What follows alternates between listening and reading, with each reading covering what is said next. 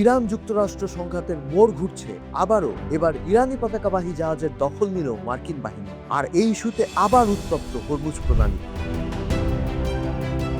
বিশ্বজুড়ে নতুন করে জেগে উঠেছে আশঙ্কা, এমন রুদ্ধশ্বাস পরিস্থিতিতে তবে কি আরো দীর্ঘ হতে চলেছে ইরান যুদ্ধ?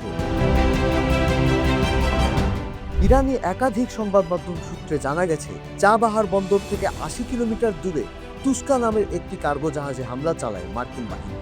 ইরানের বিপ্লবী গার্ড প্রথমে এই হামলা ঠেকিয়ে দিয়েছে বলে দাবি করলেও জাহাজ দখলের ঘটনা নিশ্চিত করে মার্কিন বাহিনীর দপ্তর সংস্থা সেন্টকম। তাদের দাবি, ৬ ঘন্টা ধরে সতর্ক করার পরও তাতে সাড়া দেয়নি তুস্কা।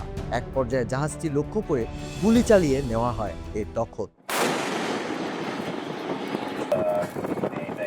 এই তুস্কা ইরান সরকারের নিজস্ব শিপিং কোম্পানির কার্গো জাহাজ।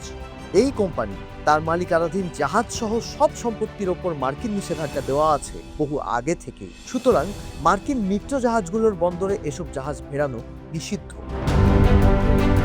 তুস্কায় হামলার আগে ব্লকেট থেকে আরও ২৫টি ইরানি জাহাজকে ফেরত পাঠানো হয় বলেও দাবি করেছে মার্কিন বাহিনী। ইরানি বন্দরের এত কাছে আন্তর্জাতিক আইন ভেঙে ইরানি জাহাজের ওপরই আক্রমণের ঘটনাকে মার্কিন পক্ষ থেকে যুদ্ধ চালিয়ে যাওয়ার ঘোষণা হিসেবে দেখা হচ্ছে। এই ঘটনাকে আইনগতভাবে সামাল দিতে যুক্তরাষ্ট্রের যুক্তি হতে পারে, ওমানের সমুদ্র সীমায় ছিল ইরানি জাহাজ।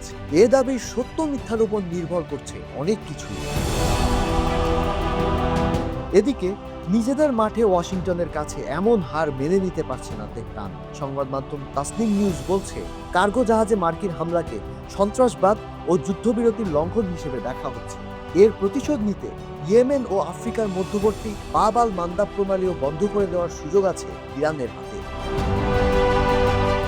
ইরানের first vice president Mohammad Reza বলছেন, হরমুজে ইরানের তেল আটকে দিয়ে অন্য জাহাজের নিরাপত্তা প্রত্যাশা করাটা ভুল। হয় মুক্ত জ্বালানির বাজার, না হয় সবার ভোগান্তি। এ দুটোর যে কোনো একটি বেছে নিতে হবে।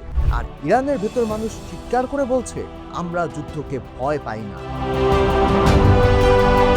ট্রাম্পের হুমকি ধামকি, ইরানি জাহাজে হামলা আর পাকিস্তানে আলোচনার প্রস্তুতিকে তেহরান এখন শুধু সময় ক্ষেপণের প্রচেষ্টা হিসেবেই দেখছে। এই অঞ্চলে মার্কিন যুদ্ধজাহাজ মোতায়েনের পর সেনা ও গোলাবারুদও জড়ো করা হচ্ছে বলে রুশ সূত্রে জানা গেছে। বিশ্লেষকদের মতে, যুদ্ধ পরের ধাপে নিয়ে যেতে এসব ছলচাতুরি খাটাচ্ছে ট্রাম্প প্রশাসন। তবে কি আরো ছড়িয়ে পড়তে যাচ্ছে ইরান যুদ্ধ?